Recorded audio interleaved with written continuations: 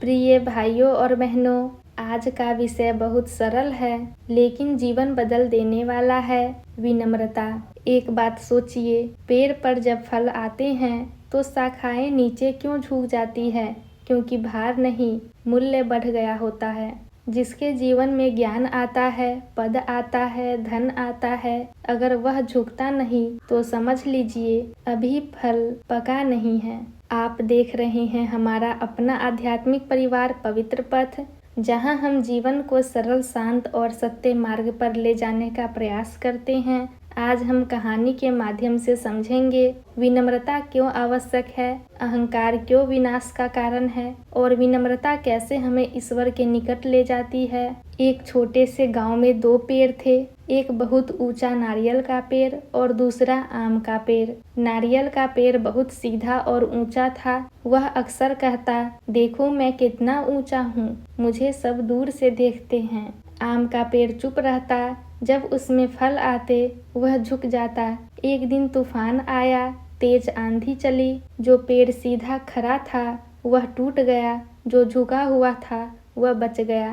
प्रिय भाइयों और बहनों, जीवन में तूफान जरूर आता है, जो झुकना नहीं चाहता वह टूट जाता है, जो विनम्र होता है वह बच जाता है। विनम्रता का अर्थ है अपनी उपलब्धियों का घमंड न करना। विनम्रता का अर्थ है मैं को छोटा करना और हम को बड़ा करना। विनम्र व्यक्ति कमजोर नहीं होता, वह अंदर से मजबूत होता है। जिसे अपनी शक्ति का पता होता है, उसे दूसरों को नीचा दिखाने की जरूरत नहीं होती।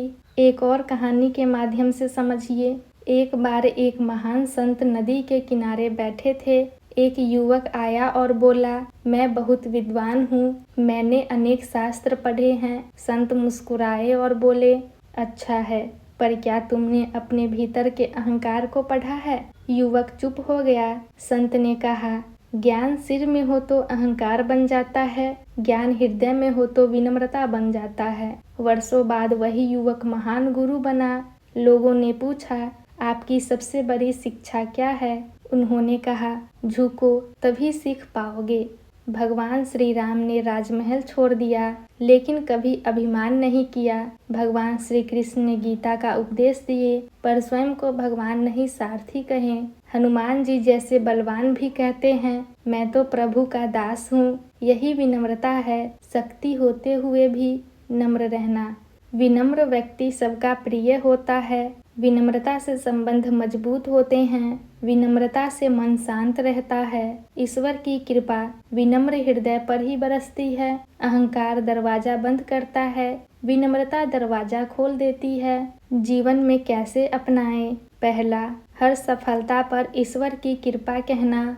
दूसरा, दूसरों की बात पूरी सुनना। तीसरा, गलती होने पर तुरंत क्षमा मांगना। चौथा, सेवा करना बिना नाम के। और पांचवा, प्रतिदिन स्वयं से पूछना, क्या मैं झुक पा रहा हूँ?